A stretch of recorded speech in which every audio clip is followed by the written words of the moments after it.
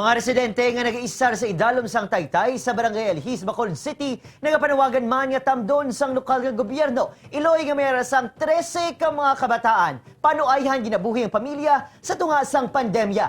Ining balita ang atong ginatutukan. Nakarecord ang Negros Occidental sang ikaduha nga COVID-19 positive sang probinsya.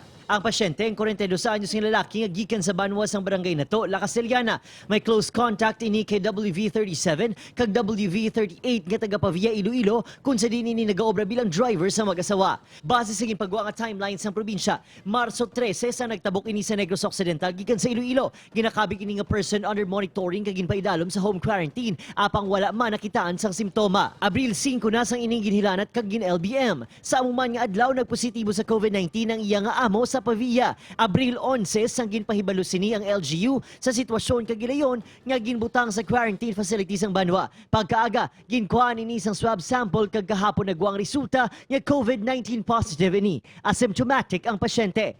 Ang barangay sa diin ini naga-istar ang gin-lockdown na. Ang pila naman ka mga LGU nga malapit sa banwa, kaangay sa Isabela, Moises Padilla kag La Carlota City ang nagpatuman sa strict border control kag nag-abiso nga hindi anay magpadulong sa Castellana samtang nagapadayon ang contact tracing. Government is here, we are doing everything para at least mapacify sila. Samtang nahibaluan sa Bacolod IATF nga antes pa nagdiretso sa Castellana, nag-overnight ng pasyente sa Barangay Sefania, gani ginaduso ang contact tracing kag swab test sa mga himata sini sa Bacolod. Captain Zone kagina nagtawag sa akon kadasig na trace ng tanan to sa iya ang pamilya. Ang Coast Guard naman gina-retrieve ang manifesto agud matumod ang mga nakaupod sini sa Roro sang nagtabok sa Bacolod City. Papangita ko ang ang manifesto bala sang FASCAT if indeed ara siya sa manifesto.